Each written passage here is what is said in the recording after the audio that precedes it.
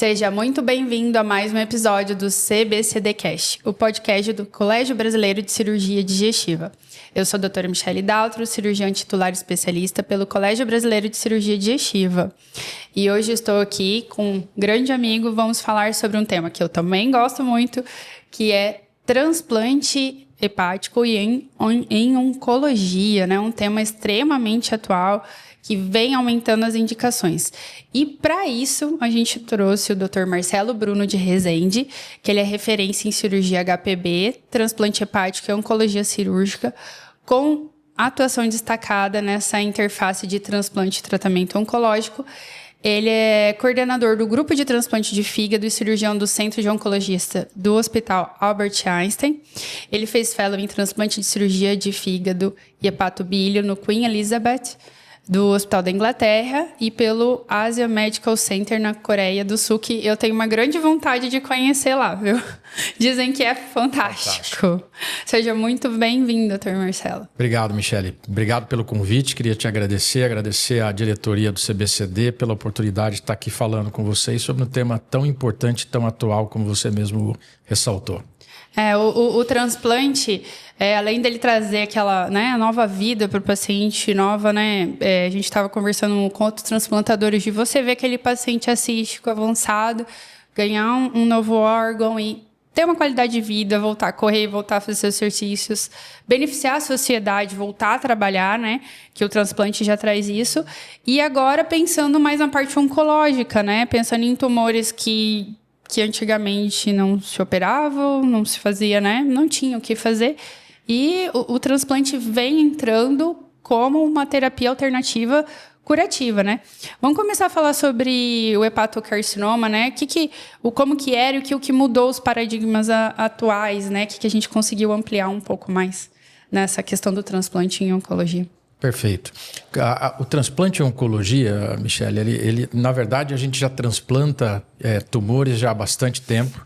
O primeiro transplante de fígado foi realizado em 1963 e lá na primeira década, 1970 e comecinho de 1980, os maiores centros transplantadores da época transplantavam pacientes oncológicos, mas o transplante no cenário de oncologia perdeu força na década de 80 por conta dos resultados, né? A gente transplantava, os resultados em outras patologias tinham sobrevidas acima de 65%, 67%, enquanto o transplante tinha sobrevivido abaixo de 30%, muito provavelmente porque naquela época a gente não sabia selecionar bem os pacientes, né? No cenário do carcinoma hepatocelular, isso mudou já inicialmente, a gente já transplanta pacientes com tumores primários do fígado, que é o carcinoma hepatocelular, há mais de 3 décadas, 4 décadas, desde 1996, quando teve aquele trabalho muito importante do Mazzaferro, que mostrou que se a gente soubesse selecionar os pacientes com tumores pequenos e restritos ao fígado, a gente poderia atingir uma sobrevida muito semelhante às outras indicações. Então, o transplante no cenário de carcinoma hepatocelular já está bem consolidado, com bons resultados, e o que a gente tem feito agora é pensar em expandir os critérios para pacientes também com comportamento biológico favorável. O que eu acho fantástico do hepatocarcinoma é que a gente consegue fazer terapias de ponte, né? Lembrando dos critérios de Milão, que o paciente tem que ter. E eu acho que a tecnologia da gente conseguir realocar esse paciente, acho que seria a palavra mais correta, né? Que era um paciente ou INOP ou por uma plaqueta muito baixa, uma lesão muito grande. Com as terapias de ponte, a gente consegue realocar, né, esses pacientes e eles se tornam pacientes transplantáveis, né? Exato. Fala um pouquinho pra gente das terapias de ponte que podem ajudar e beneficiar muito mais pacientes. Exato. Quando foi criado o critério de Mazzaferro lá em 96, na verdade o racional era selecionar pacientes que poderiam ter uma sobrevida a longo prazo muito boa, livre de recorrência da doença. E utilizou um critério morfológico, que é tamanho e número de lesões, mas porque naquela época a gente não conhecia sobre biologia molecular, não tinha medicina personalizada, que é o grande avanço aí das últimas 2 décadas. Então, cada vez mais nós temos expandidos esses critérios, claro que com cuidado, porque existe um número reduzido de doadores, então existe mortalidade na fila de espera por outras causas, então a gente precisa expandir, mas pensando na equidade e na população que aguarda pelo transplante de um modo geral. Mas o que a gente tem hoje de neoadjuvância, a neoadjuvância avançou muito nos últimos anos. A gente tem estratégias bem consolidadas como a quimioembolização, que é o mais que a gente utiliza com maior frequência, né? Uma terapia intra-arterial. Mas hoje a gente utiliza imunoterapia, radioterapia extracorpórea, a radioterapia intra-arterial através da radioembolização com ítrio. E com isso a gente consegue selecionar pacientes não pela morfologia, mas pelo comportamento biológico, que é muito mais importante do que o tamanho e número das lesões. Então a gente tem expandido esse pool de pacientes, mas a gente tem que pensar em estratégias também para aumentar o número de doadores para a gente não prejudicar uma outra população também que precisa do transplante e que aguarda na lista. Que todos os episódios que a gente gravou com transplantadores, eu sempre repito, fale para a sua família que você é um doador de órgãos. E os médicos que estão ouvindo a gente devem falar isso para os seus pacientes, mesmo no dia a dia, para incentivar a doação de órgãos, né? Porque o nosso grande gargalo é não ter doadores, né? Às vezes o paciente também não é bem cuidado numa UTI, que provável ME, isso também é importante, né? Então, mas eu acho que o principal é a recusa da família, né Marcelo? Que você vê aqui em São Paulo, né? Vem de outra realidade lá. Recusa familiar lá no Mato Grosso também é muito grande. Você fala um pouquinho pra gente se aqui também a recusa familiar é um dos gargalos maiores? Sem dúvida. Hoje, a grande limitação para o transplante não é mais a parte técnica, né? A gente tem hoje sobrevidas de 1 ano de 90%, 92% dos pacientes transplantados. Não é mais limitação de recurso. O Brasil é um dos maiores transplantadores do mundo, é o maior sistema de transplante público que existe no mundo. Então, a grande limitação para a gente hoje é o recurso do doador, do fígado, né? Do órgão, do enxerto. Infelizmente, o ano passado, em 2025, o registro é próximo de 40% de recusa familiar. Então, assim, quase a metade dos familiares ainda recusam a doação. A gente precisa melhorar isso, a gente precisa avançar nisso. A necessidade de transplante na população é de 20 transplantes por milhão de população, então a gente precisa transplantar muito mais. Cerca de 30% dos pacientes ainda morrem na lista aqui no estado de São Paulo. Então a gente sabe que a gente pode beneficiar mais pacientes, mas a gente está meio que com o freio de mão puxado, porque a gente tem restrição da fonte principal, que é o enxerto. Exatamente. E cada vez mais, né, da imunoterapia que você falou, acho que foi o nosso grande avanço, né, nos últimos tempos da terapia de ponte para esses pacientes, né? A imunoterapia é um dos grandes avanços. Acho que nós começamos a entender o comportamento biológico desses pacientes.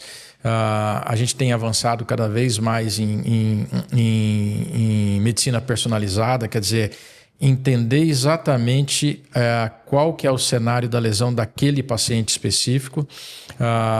E com isso a gente tem alternativas de oferecer terapias para entender qual é o comportamento biológico daquele caso, né? Então, como eu te falei, a gente hoje tem muitos casos aí de pacientes fora do critério de transplante e que são submetidos a downstage com radioembolização, são transplantados, têm uma ótima resposta à terapia no explante e com isso tem uma sobrevida muito longa, né? Pacientes que a gente, né, eram pacientes que antigamente eram paliativos.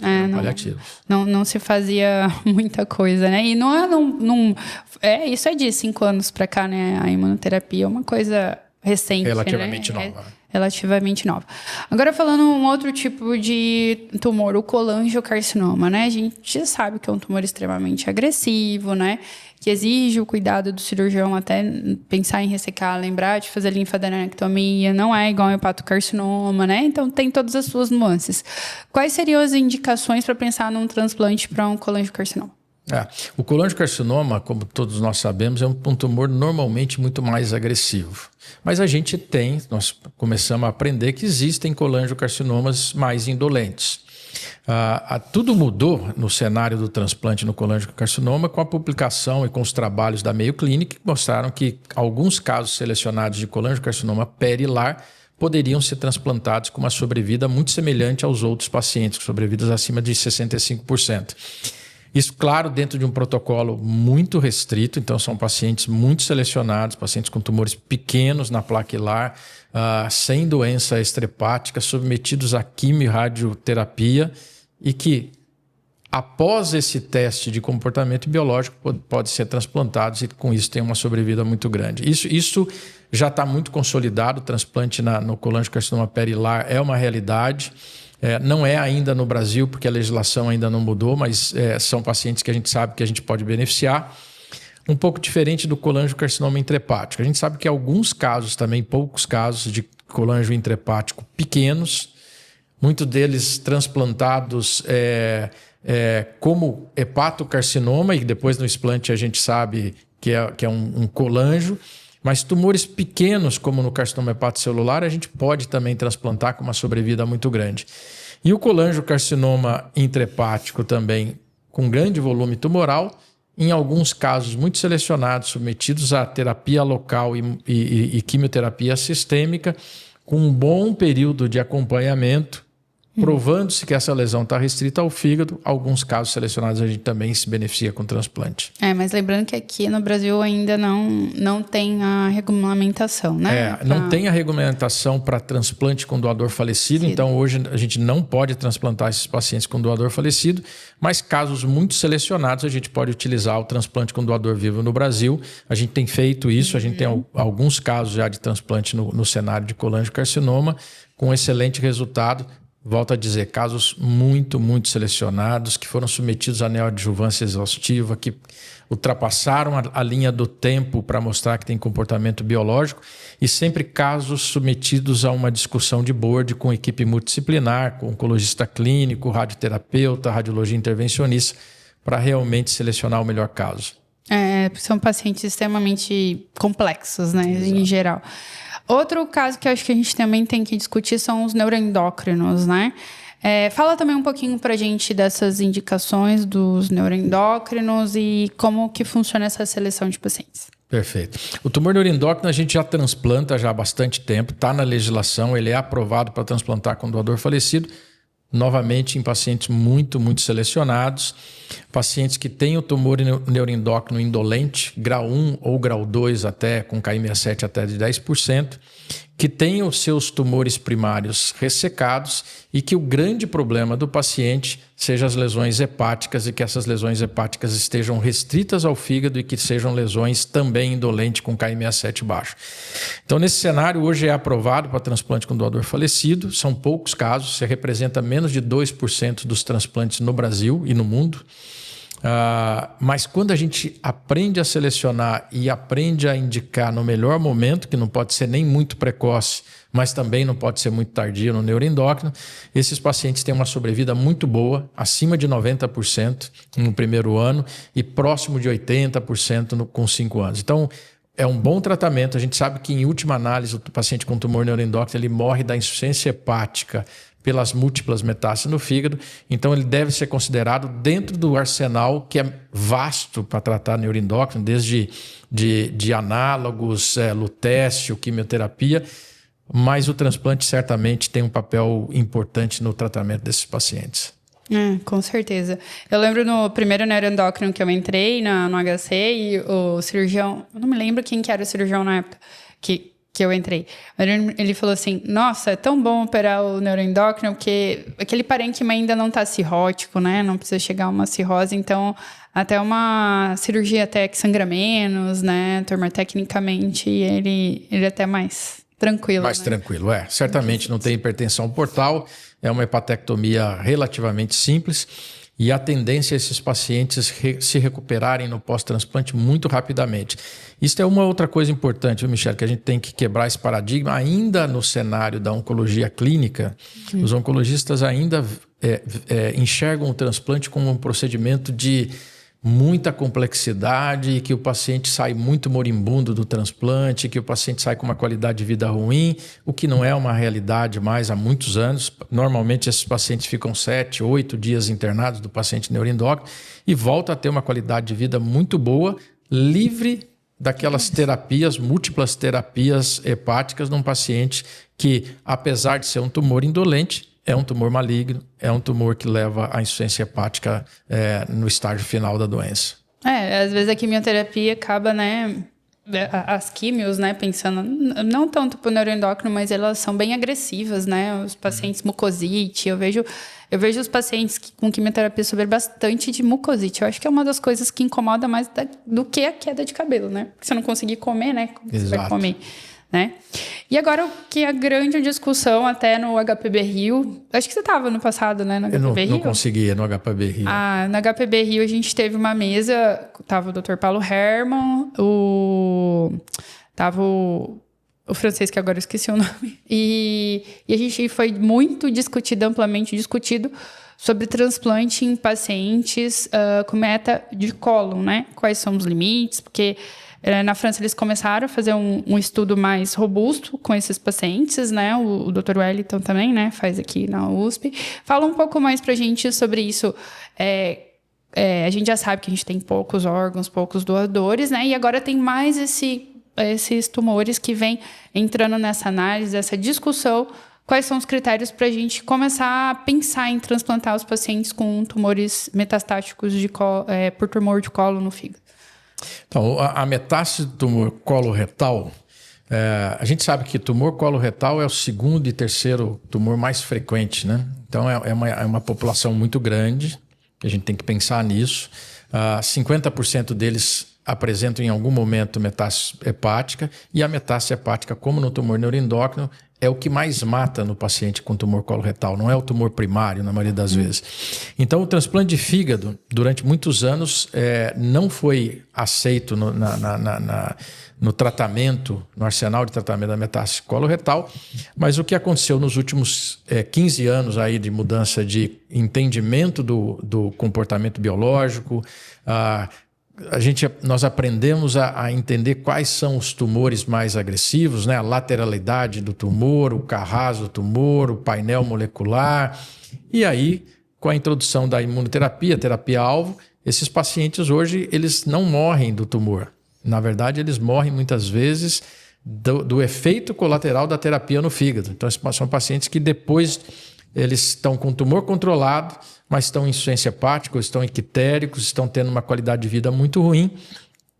E a gente sabe que esses pacientes só podem ser curados com transplante de fígado. Então, transplante de fígado na metacoloretal já é uma realidade, não é mais uma pesquisa, já está na prática clínica de muitos países.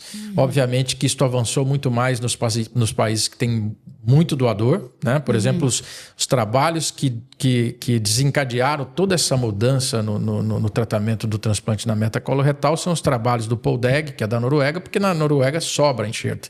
Eles exportam enxerto.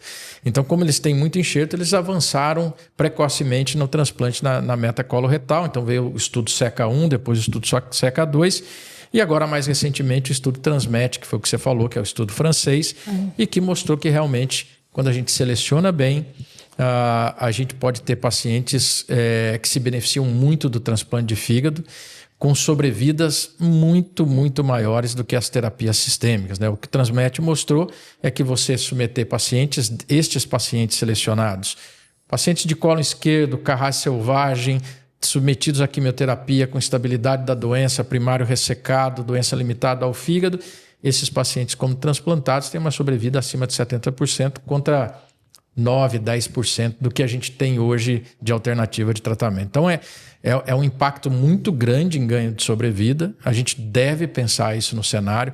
Todo oncologista e cirurgião que trabalha com tumor de colo e metacoloretal deve pensar na possibilidade do transplante. Eu acho que eu opero mais meta de cólon do que hepatocarcinoma. Né? Porque hepatocarcinoma a gente pega paciente mais cirrótico, né? Plaquetas baixas. E já fiz um levantamento dos metástases, realmente eu opero mais câncer de meta de cólon para o fígado do que hepatocarcinoma, tumor primário, né? Já cheguei a fazer 4 hepatectomias no mesmo paciente, né? E chega um momento que a gente fala... Não dá mais. Não dá mais. Já tirei o que dava para tirar. O paciente só está com uma hepática direita, com uma porta direita, de repente, ou uma esquerda, né? E a gente fala, né? A gente tem as agulhas de radiofrequência que ajuda, né? A gente não ter que abrir o doente de novo, tudo, mas a gente sabe que chega um momento que a gente fala, né? A grande questão nesses pacientes, como também no tumor neuroendócrino, que muitas vezes o cirurgião fica com aquela impressão de que nós estamos enxugando gelo, né? Você tira uma lesão, daí 3, 4 meses, 6 meses aparece outra lesão, porque são pacientes que têm doença micrometastática no fígado, né? Você não está vendo onde tem lesão, mas tem doença residual aí. Isso vai mudar, minha impressão é de que isso muda nos próximos anos. O transplante vai passar a ter um papel muito mais importante naqueles pacientes que a gente resseca, faz a ressecção no extremo, por exemplo, Alpes. A gente sabe, esses pacientes funcionam muito bem no nosso cenário, mas são pacientes que recidivam muito. Sim. E o transplante trata a doença globalmente. Voltando a dizer, desde que casos muito selecionados, limitados ao fígado e pós-terapia efetiva. Não, sim. O transplante vem aumentando muito isso, né? E um paciente pós-transplante, né, bem conduzido, bem indicado, ele tem uma sobrevida bem grande. Eu queria voltar um pouquinho nos 2 tumores que a gente falou, né, do hepatocarcinoma e do colangio, sobre indicação de biópsia hepática. Eu sei que não é muito o que a gente, né, tá falando de transplante, mas eu sou uma pessoa que eu bato muito em cima sobre questão de biópsia hepática, né? E a gente, como cirurgião HPB, a gente já pega o paciente biopsiado, né? Dificilmente um paciente chega pra gente avaliar para ver se vai precisar, né? Às vezes o paciente já chega biopsiado, né? Exato. Explica pra gente aí, porque a gente tem bastante residente ouvindo, né?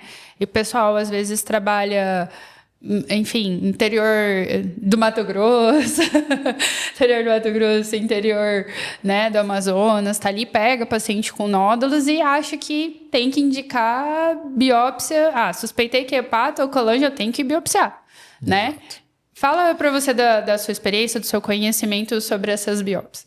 A gente biopsia muito pouco esses pacientes. A maioria dos diagnósticos são diagnósticos baseados na imagem, uma boa imagem. Hoje, com as ressonâncias que a gente tem, com contrastes hepatoespecíficos, raramente a gente não consegue fazer o diagnóstico da lesão pela imagem associada aos marcadores biológicos séricos. Então, raramente a gente biopsia. Mas a gente raramente biopsia porque a gente conhece muito pouco sobre o painel molecular, tanto do hepatocarcinoma como do colangiocarcinoma, mas isso também tem mudado nos últimos anos. Minha impressão é de que a gente vai biopsiar cada vez mais para frente, não para dar diagnóstico da lesão, mas para saber qual que é a característica do painel molecular e fazer a terapia, a terapia-alvo própria para aquela lesão. Então, acho que ainda a gente não biopsia. Nós temos biopsiados só os hepatocarcinomas quando a gente tem tumores mais avançados, que a gente acha que eventualmente esse paciente é um paciente de bom prognóstico, para saber se ele é um grau 1, grau 2 ou grau 3, se ele é bem diferenciado ou indiferenciado, porque isso nos ajuda a determinar qual a estratégia que a gente vai fazer. Mas na prática do dia a dia, a gente não biopsia. Gente, lembrando que se a gente tiver o washout numa ressonância, numa tomografia, o alfa-feto alterado, não custa repetir, exato, né, Marcelo? Exato. Eu sou a que me ligam de madrugada para operar paciente sangrando, né, pós-biópsia. Então, a gente, pelo exame de imagem, uma alfa-feto positiva, a gente consegue determinar o diagnóstico e para quem não tem o conhecimento do transplante, com isso a gente consegue inscrever o paciente, né?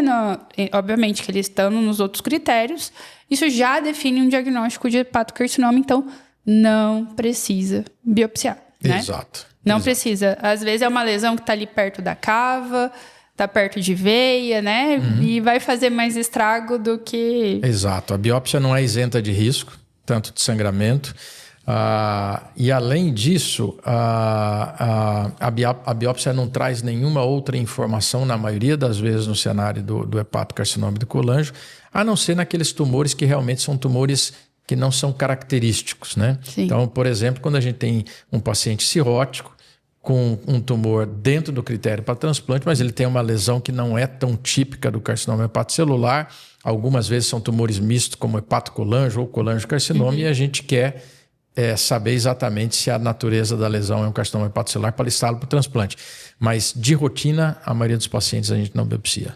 Gente, então a dica de hoje, não, tá na dúvida, Liga pro cirurgião que tem experiência, pro radiologista que tem experiência, pede para revisar o laudo, faz um Primovich, né, doutor? Então, tem uma gama de coisas que a gente consegue fazer esse diagnóstico para poder chegar numa biópsia, né? Não tem necessidade, né? E você acha, assim, da sua experiência, quais tumores podem começar a ser incluídos, se tem trabalho saindo de mais novos tumores que podem ser transplantados? Não, acho que o que tem mais se discutido atualmente é incluir definitivamente o colangiocarcinoma perilar, o colangiocarcinoma intrahepático em casos muito selecionados, a discussão na metacoloretal, né? Isso é uma discussão ampla, tem uma discussão mesmo na Câmara Técnica Nacional de Transplantes do Brasil para incluir alguns centros como referência em transplante nesse cenário. E a gente já transplanta normalmente hemangiendotelioma, a gente está na analisação de transplantar hemangiendotelioma, hepatoblastoma, tumor neuroendócrino e carcinoma hepatocelular.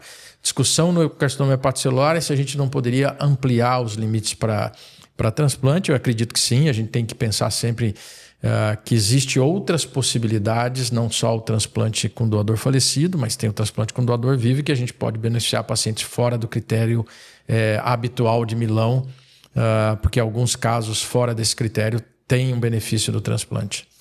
Falando um pouco da doação de intervivos, né? Explica pra gente um pouquinho o que é a doação de intervivos. Às vezes as pessoas desconhecem, próprios cirurgiões, né? Que nunca viveram no meio de transplante, ou mesmo que nunca viram intervivos. Explica pra gente um pouquinho o que seria transplante intervivos e como funciona essa seleção, vamos supor, aqui para colangiocarcinoma. O transplante intervivos nada mais é do que utilizar um enxerto de um doador vivo. Aqui no Brasil, a legislação indica que precisa ser parentes de primeiro, segundo e terceiro grau. Pode ser não aparentados, mas desde que tenha autorização judicial. E é quando a gente utiliza parte do fígado de um doador vivo para transplantar um paciente que está na fila do transplante, que precisa do transplante e que não tem a possibilidade tão breve de ser transplantado com doador falecido. É um procedimento muito complexo. A gente tem que lembrar que a gente, quando utiliza o recurso do transplante com doador vivo, a gente está colocando um outro cidadão em risco, queira ou não, com todo o avanço que a gente tem. Existe risco de mortalidade, que é muito, muito, muito baixo hoje em dia, menos do que 2%. Mas existe o risco de morbidade também, quer dizer, esse paciente muda, de certa forma, a vida dele por um período. Então, é seguro, hoje em dia é muito seguro, desde que é realizado num centro avançado. É um recurso muito importante que tem que estar no rol do tratamento dos maiores centros de transplante do Brasil. É um recurso muito importante para a população pediátrica, porque a gente tem poucos doadores falecidos para a população pediátrica por causa de tamanho. E é um recurso importante também para a população falecida. E no Brasil a gente tem muitos poucos centros ativos mesmo fazendo transplante com doador vivo adulto. Então acho que a gente tem que avançar nisso, mas a gente tem que avançar com muita segurança. Eu acho que isso tem que ser regulado pela Central Nacional e Estadual de Transplante, e isso deve ser restrito a centros que já tenham um volume muito grande de transplantes com doador vivo, que tenham um resultado de sobrevida de 1 e de 5 anos muito bom, para que ele possa se colocar ou pleitear fazer transplante intervivos. Os segmentos que são retirados no doador vivo, quais são? Normalmente, para o transplante pediátrico, é o segmento lateral esquerdo, então segmento 2 e 3, um volume hepático muito pequeno, então é muito seguro para quem está doando, normalmente os pais. E para o adulto, existe uma série de variações técnicas, mas habitualmente o lobo direito, então segmento 5, 6, 7, 8, com ou sem o lobo caudado, e o lobo esquerdo, os segmentos 1, 2, 3 e 4. E aí tem variações técnicas com ou sem a veia hepática média, e aí sempre pensando em preservar a segurança de quem está doando o máximo possível. Exatamente. É uma coisa bem fantástica. E bipartição do doador cadáver, vocês chegam a fazer aqui? Nós fazemos, a gente tem alguns pacientes transplantados com bipartição, com split. Infelizmente, nos últimos anos, reduziu muito. Isso tem algumas respostas ou algumas condições para isso. Quer dizer, quando você pensa em fazer o split, né, que é a bipartição, exige uma logística muito grande, tanto do centro que está realizando a bipartição, quanto do centro que vai receber a outra metade do fígado. É um transplante que tem um pouco mais de complicações biliares e vasculares, mas é um recurso muito bom. Quando a gente tem um doador ideal, doador jovem, com a preservação muito boa, a gente deve sim pensar em transplantar, em beneficiar com o mesmo doador dois receptores, um pediátrico ou um receptor adulto bem pequeno e um outro receptor adulto. Lá no Pitié, o pessoal fazia bastante na época que eu estava lá, não sei agora, mas 2017, eu acho que eu acompanhei em 3 meses, eu devo ter acompanhado uns 5, assim. É um número bom, né? É um split. Tem 3 meses, né? 5 splits, mais ou menos. É bem bacana, né? Você poder estar ajudando 2 pessoas, né? E a gente falando mais um pouco da oncologia, né? A gente falou das imunoterapias que vem surgindo. A gente já teve um episódio aqui com um oncologista clínico que foi salientado muito bem isso. Até citei exemplo num paciente com hepatocarcinoma de 36 anos, que eu operei ele após a imunoterapia. E a biópsia veio negativa, né? Mas a lesão estava lá.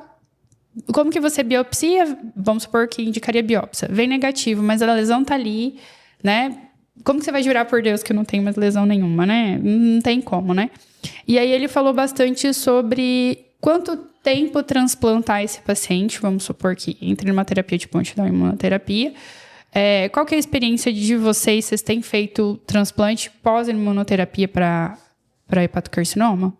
Nós temos feito, sim, transplante com pacientes que foram submetidos à imunoterapia com uma boa resposta. Tem pacientes que têm respostas fantásticas. Normalmente a gente tenta parar a imunoterapia com pelo menos 1 mês antes do transplante, idealmente 3 meses antes do transplante. Então tem sempre uma discussão. Nós vamos deixar ele muito descoberto antes do transplante. Eu não quero que ele fique muito tempo, mas também não quero chegar muito próximo do momento do transplante. Mas hoje tem centros que nem se preocupam com isso, transplantam o paciente em vigência de imunoterapia. A grande questão é no pós-transplante. No pós-transplante existe uma discussão de alguns pacientes cujo o explante me mostra que eu tenho um alto risco de recorrência, se a gente deveria fazer uma terapia adjuvante depois do transplante. E aí tem toda uma discussão da imunoterapia, mas a imunoterapia está associada a uma taxa de rejeição muito alta. Então a gente não utiliza imunoterapia pós-transplante, mas no pré-transplante a gente tem utilizado e tem utilizado com uma boa resposta. E sobre a imunossupressão desses pacientes, tem alguma diferenciação de um transplante normal ou não? Porque a grande questão que o Dr. Fábio falou, né, o oncologista, foi isso, né, que a preocupação é da imunossupressão pós, né, por isso que esperaria-se 1 mês de tempo para poder fazer o transplante. Tem alguma mudança da imunossupressão do uso do tacrolimus, do corticoide para esses pacientes? Ou é a mesma imunossupressão? Não, existe uma mudança importante para os pacientes transplantados no cenário oncológico.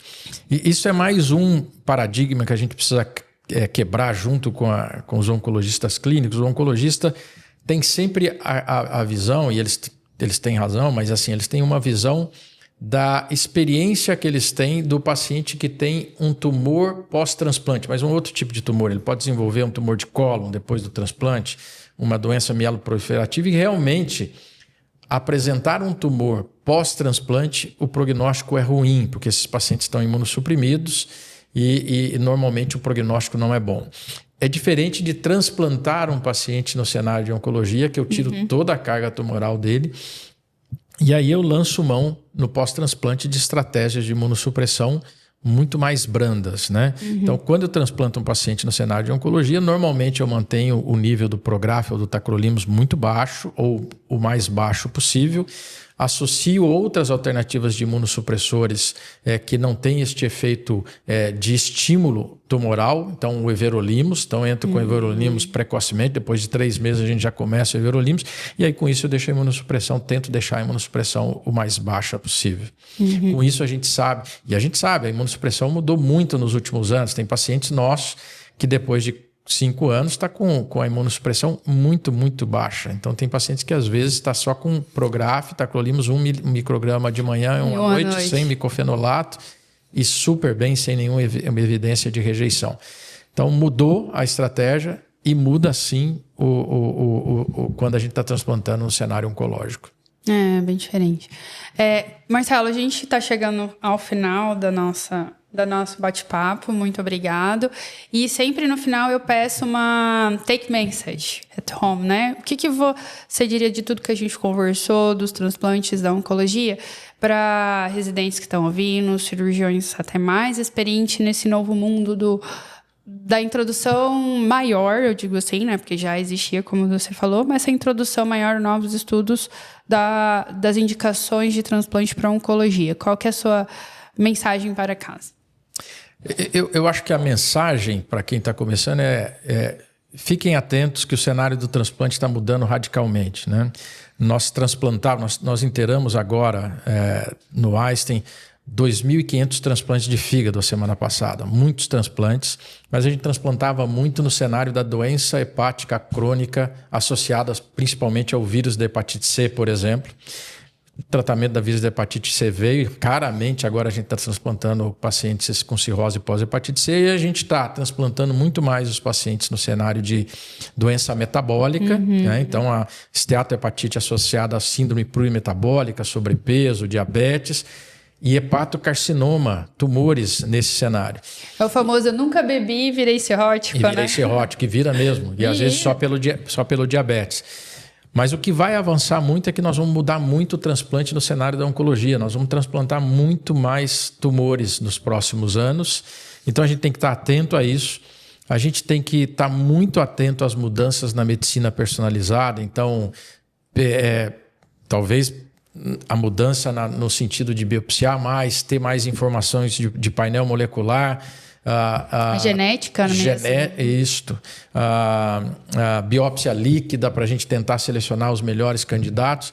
Então, tudo isso está avançando muito no sentido da gente selecionar os pacientes não pelo tamanho e não pelo número do tumor, mas pela característica molecular e pelo comportamento biológico. Acho que muda muito nos próximos anos e quem está entrando no cenário do transplante precisa estar muito antenado nisso aí. Marcelo, muito obrigado novamente pela sua presença. Ficamos lisonjeados com a sua presença e sua grande expertise aqui com a gente, tá? Muito obrigada mesmo. Eu que agradeço a você, à diretoria do Colégio Brasileiro de Cirurgia Digestiva. Para mim é um privilégio estar aqui. Fico muito honrado e estou sempre à disposição. Muito obrigado. E para você que se interessa mais pelo Colégio Brasileiro de Cirurgia Digestiva, entre no site cbcd.org.br e siga-nos nas redes sociais no Instagram CBCD Digestivo.